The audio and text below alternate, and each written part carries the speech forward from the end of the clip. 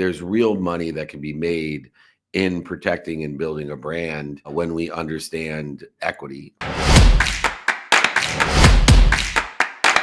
Since 1981, Justin has been producing world-class Bordeaux-style wines from Paso Robles on California's Central Coast. As the pioneer of Paso, Justin wines are what put Paso Robles on the winemaking map. The Justin team believes that wine should be exceptional from every angle, which is why their team uses boutique winemaking practices like hand harvesting and hand sorting. With a rich history of accolades, Justin produces exceptional wines and is proud to be America's #1 luxury Cabernet. Whether you're the first-time wine drinker or a wine aficionado, Justin has a wine for every celebration and occasion. Visit justinwine.com and enter promo code Playbook20 for 20% off your order. Justin offers the perfect holiday gifts for clients, colleagues, friends, or family. Be sure to check them out at justinwine.com to receive 20% off your order for a limited time and use the promo code Playbook20. This is Dave Meltzer with Entrepreneurs, the Playbook, and I have a legendary guest. It's very rare in the sports world that I get an equal partner in the legends of sports, but he is Adam Wilks. He's the CEO of Carma HoldCo, and it's 2.0 of Tyson. And if anyone knows the word Tyson, I'm not talking about the chicken. I'm talking about the antithesis of the chicken. I'm talking about Iron Mike Tyson. Adam Wilks, welcome to the Playbook. Thank you, David. Appreciate you having me today. Well, and you share this legendary sports background because we've worked with the biggest names in the world. And I was blessed to be a part of representing Evander Holyfield, Lennox Lewis, both who have relationships with Iron Mike and you. But nobody thinks about the branding of the biggest names. And the world has opened up since we started this journey, and everyone changes. Time, emotion, value changes. I want to start with that. When you're holding the biggest brands in the world and they're trusting you with those brands, especially historically with Mike, where people have taken advantage of his brand, what are some of the things that you are doing to protect, promote, and perfect the brand when the world now is so connected and it changes so fast? Yeah, no, great question. So for us, a heavy focus, and a word I use a lot, you'll hear a lot while we go through this, is authenticity. It's always about finding talent that is authentic and real about the product. So at Carma HoldCo, we're a global house of brands. We focus on leveraging celebrity, athletes, and artists, NIL, name, image, and likeness, to create authentic CPG products. So we're bringing products to consumers that can connect on just a real level, right? Being able to connect with Mike Tyson on a product like his cannabis line, for example, which he uses daily for his mental health, or connecting with Ric Flair through his Woo Energy. We all know Ric Flair and his ball of energy, right? Pumping up sports teams and so on. That's why we packed his body into a can, right? A Woo Energy. We're the exclusive energy drink for the Cleveland Cavaliers, for example, and a lot of sports teams. But finding the authenticity that can connect the talent to the consumer is key, because we've all seen dozens and dozens of celebrities just slap their name on a product and it doesn't work. Sits on the shelf, won't sell through. In the cannabis space specific, we've seen the likes of, some of the biggest names in hip hop, for example, Jay-Z. Everybody knows that name. He started a cannabis brand, didn't go anywhere. The authenticity is key when it comes to CPG products, in my opinion. And we've, I think, mastered that with the likes of Mike Tyson, Ric Flair, Future, and created the largest cannabis brand on the planet now by geographic coverage. Branded products now available in 19 different countries in almost every state here in the U.S. And you've worked with some of the biggest brands, not only individuals, but the corporate brands that they are attached to or have created themselves. And one of the areas that I got hired for when way back when with Lee Steinberg was not just my understanding of technology, which is integrated today in almost every CPG product, but also venture capital. And there's real money that can be made in protecting and building a brand when we understand equity. And so is that a component of what you're doing with these brands, utilizing different mechanisms to not only build the brand, but finance and capitalize the company so that your business and your partners involved can have the exponentiality of value that is included in the venture portion of CPG? Absolutely. So Ric Flair, Mike Tyson are both shareholders in Carma HoldCo. I spent a decade in the private equity world focused on QSR, quick service restaurants, licensing brands like Pinkberry, Cold Stone. So I've shifted my focus. It's the same model. We were licensing through a franchise model, and we're doing the same thing here now. Licensing celebrity IP for a royalty, right? It's the same concept, different product. And today, in the aspect of equity as well, in the NIL, in the licensing, in the soft endorsement side, as well as the hard endorsement or the solid endorsement side, there's a crowd aspect that has never been seen before. You and I both were doing business in the traditional world when you didn't have access to the entire world. And like you said, there's been some pretty big personal brands that haven't carried the energy, frequency, and interest in products or the equity side of the business because they are just slapping their name on that product. How have you been able to utilize the size, scope, and scale of the audience now that the government and society has opened up the idea of crowdfunding or crowd interest into the billions of people?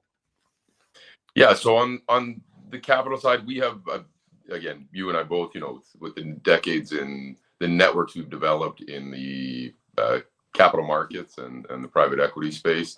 I do have a very close group that we went around to raise our capital through. So we haven't actually done any crowdfunding direct.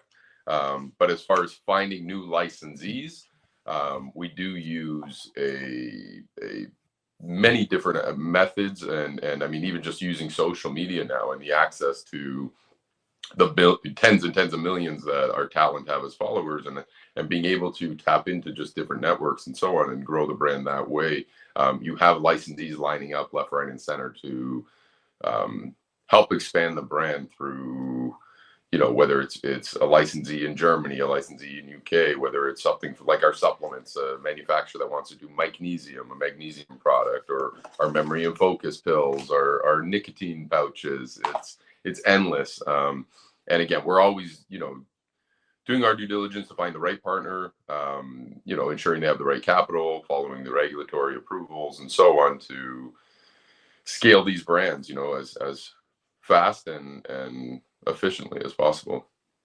And utilizing this idea of authenticity, which sometimes is overused. One of the things that I've learned in the world of sports marketing and was blessed to learn and work with one of the best, which was Warren Moon, and building Sports One marketing globally for a decade and a half, was that we talked about frequency or essence. And there's certain individuals, even within the Kardashian family, there's certain sisters that are at a frequency or a vibration that it goes beyond just being authentic. It is actually an energetic connection that allows companies to go to over $1 billion. Rick, as well as Mike, are two of those guys that, they're obviously authentic, but they're past authentic. They live at their essence. They're vulnerable. You can feel their frequency. There's a difference between authentic and the essence or frequency of an individual or a brand. And that to me is the differentiator in success, that people can be authentic, but there's a certain vulnerability. There's a certain characteristic of someone that's at their frequency. And because it's amplified to billions of people, not just millions anymore, that those people that live at their essence, at their frequency, are the ones that have great value to a brand. And when they attach their frequency, not just their name, when they attach that frequency, like you said, this is Ric Flair in a bottle, right? Or in a can. That's a frequency. You don't even need his picture on it, right? I'm now going, hey man, this is an energy boost. How have you been able to distinguish that separation that exists between authenticity and frequency or essence? Yeah, I mean, Mike is a great example there, right? I mean, the energy and the frequency that he gives off, being able to travel the world with Mike and see how he connects to consumers on a personal level. Forget the product itself. Mike himself in market, meeting with these people. I mean, you've been there, I've been there. We sit down at dinner with, our talent and just want to have a nice quiet dinner. And you got 30 people lining up to come in. Hey, Mike, can I get a photo? Can I get a photo? I get more frustrated than Mike does. Mike knows he's here for a purpose. He says to me, he's like, Adam, if I woke up one day and no one knew who he was, he goes, I don't know what I would do with myself. He goes, God put me here for a purpose, and that is my purpose. The energy that he gives, the consistency, the dedication he has to his consumers translates, he translates that energy and that frequency into the products, which is how I think we've been able to be so successful. And the connection there is why the consumers continue to acquire his products and go and find what he puts out there for them to connect on a personal level, right? And at that personal level comes vulnerability. Yep. And, knowing Mike Tyson since Indiana, one of the things that I loved about him, even in the first Evander Holyfield encounter, which those two guys are good friends now, but he's just very vulnerable guy. And, how can we help the talent side that we work with understand that it's actually more valuable to be vulnerable than to pretend that we're somebody that we're not? You're spot on. I mean, Mike and he's become one of my best friends. I mean, just through how vulnerable he is. I mean, he's a big teddy bear, right? People look at him as, the baddest man on the planet, but um, the pigeons are a good example there, right? Like he's a lot of people don't understand it. Mike collects pigeons from all over the world. I've traveled the world with him to go and acquire these pigeons, whether he's buying pigeons in South Africa or the Netherlands, or until you actually sit there and understand the therapeutic side of it to him. I mean, I've slept at his house in Florida where he's knocking on my door at 5 a.m. saying, Adam, come outside. I want you to see the sunrise with the pigeons in the background. We're going to let them fly and watch these roller pigeons go. And it's one of the most therapeutic things you can experience. Just being able to sit there and listen to Mike explain his pigeons and the dominant ones, and the whole process is just unbelievable. And it really does show how they're real people too, right? I mean, they're vulnerable, they're real, they're authentic, and I love them to death for it. I mean, it's what you see there is what you get, right?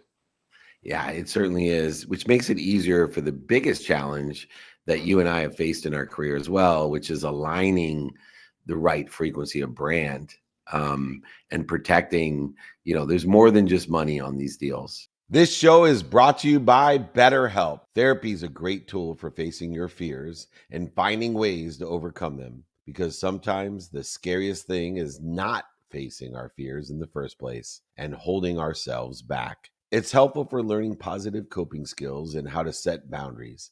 It empowers you to be the best version of yourself. It isn't just for those who've experienced major trauma.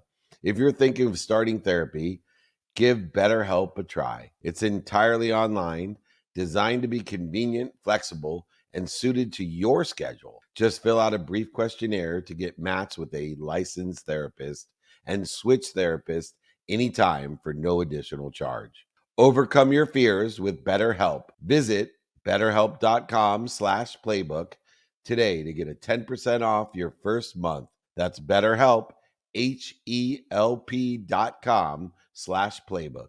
Imagine starting a small business, your first customer, first hire, first real paycheck. But everything isn't just exciting, it's scary. That's where JustWorks come in, the all-in-one platform that supports small business growth.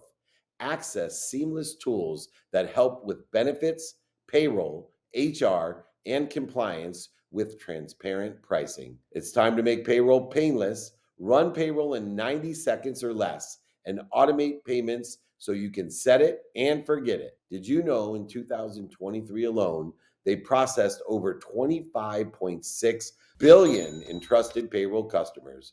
Don't worry about the paperwork piling up either. They take care of payroll tax documents and reporting to help you stay compliant. Visit justworks.com/podcast to join the thousands of small businesses that trust JustWorks to take care of payroll, benefits, compliance, and more. That's justworks.com/podcast. Some people, when you have the biggest brands in the world that you're working with, will throw a lot of money, but to be able to explain the frequency side that this really isn't aligned with where we want to be or better. This is energetically not going to help us. The money is attractive, but to convince some of the talent that a deal isn't just the money is difficult. Are you cognizant with your clientele to qualify them that they're open-minded to, more the mission than the commission? Absolutely. Mike has a mission. He's planted that in my head from day one. He wants to bring, and I've said it since an early age. I can tell you a long story of, cannabis and how it played a big part of my life, my grandma. And but Mike has wanted to bring plant-based medicine to the masses from day one. He said, I want Tyson 2.0 cannabis medicine. He looks at it to everyone around the world.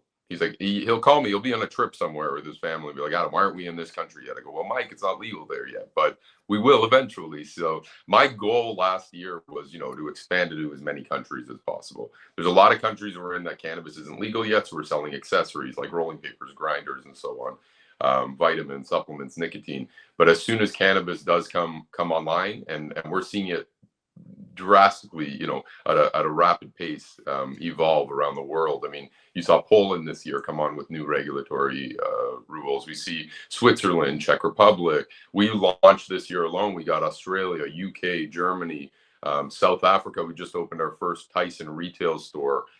Amsterdam, we've been crushing for the last few years on the Tyson retail outlet. But just to see the global expansion is mind blowing. I mean, we're crushed in South Africa with our first store. We got another 12 opening up. And yeah, just my goal is to fulfill, Mike's dream of having his plant medicine and everywhere around the world. For me, at an early age, I started smoking weed at 15 years old. It was, all I knew it for was a recreational product. Get high with your buddies, and go eat, the local pizza spot or whatever, and watch a funny movie. Until I turned about 17, my grandma was diagnosed with a brain tumor, and she actually called me knowing I was the weed plug, and my booby, I'd call her, and she'd say, come down. I actually took a subway downtown Toronto, went to go see my grandma, and brought her a joint. I sat on her living room floor. This is the first time I've got to smoke inside a house. And I passed her the joint, and I remember this look on her eyes of just pure peace and calm come over her. And at that moment, it clicked for me for the first time in my life. I realized cannabis was a medicine. And that moment on, it just changed my perspective on cannabis as a whole, and as I hope it does, for the whole world, right? It's a medicine. It's a plant-based medicine. And with our new President Trump in place, I'm hoping there's some major adjustments coming. Everything from, the Safe Banking Act to rescheduling from, 1 to 3, and in turn, and eventually federal legalization. And I think Trump's the one to do it. Just his support in Florida for, his push, it didn't pass, but at least he supported and pushed forward for adult use in Florida. Shows, his initiatives and where his head's at on that case. It's funny because my grandfather was ahead of his time.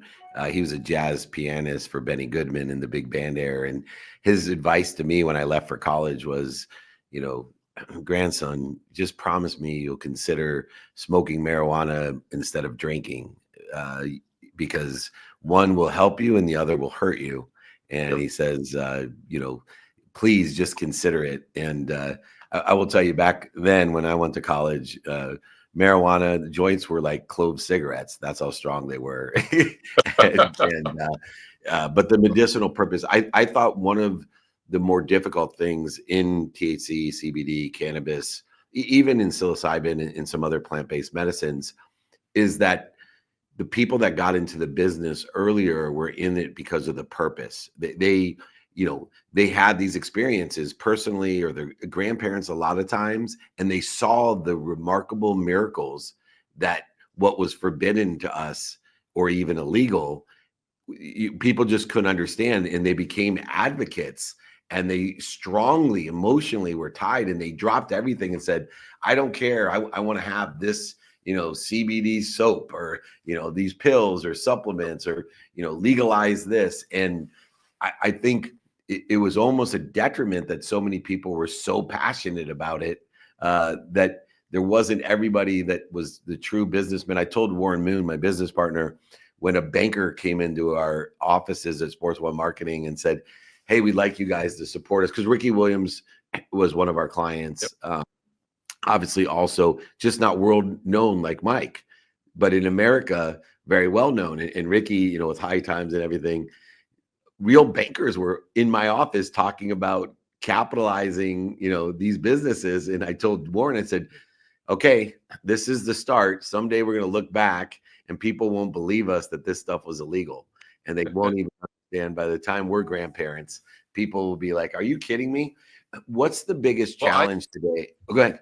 No, I was gonna say, I even look back to even 2016 when we first, with the private equity group I was with, when we shifted our focus into cannabis, and how different the whole cannabis industry was back then versus now. I mean, it was a different world. Even that we're talking 9 years ago.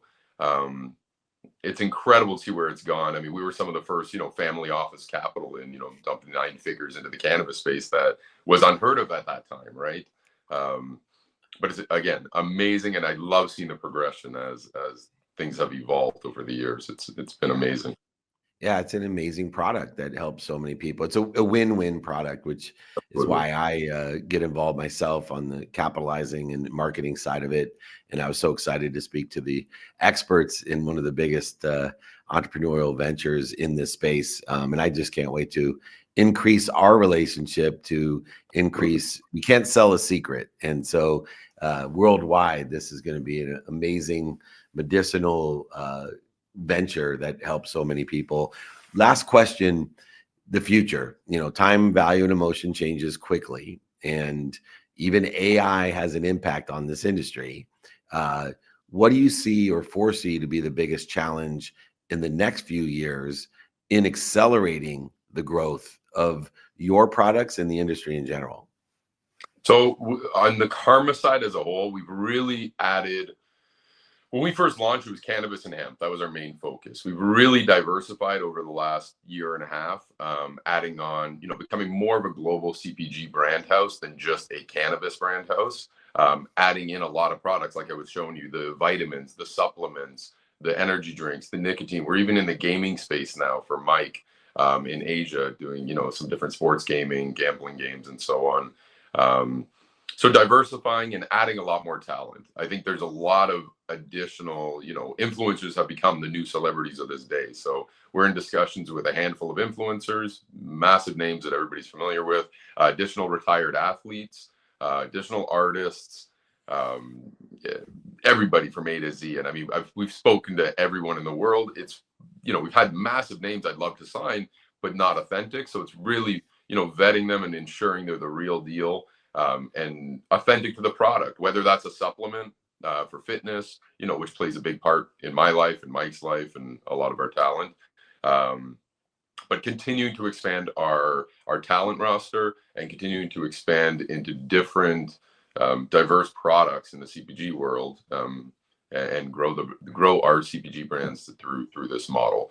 We did add on, you know, an investment in my previous world, the franchise space, just recently this year. I don't know if you saw the Mr. Charlie's investment.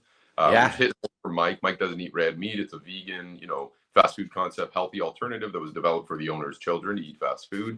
We're rapidly expanding that into new markets, globally and domestic. So excited to continue to build that through the franchise model, which is, again, similar to what we're doing with all of our licensed products.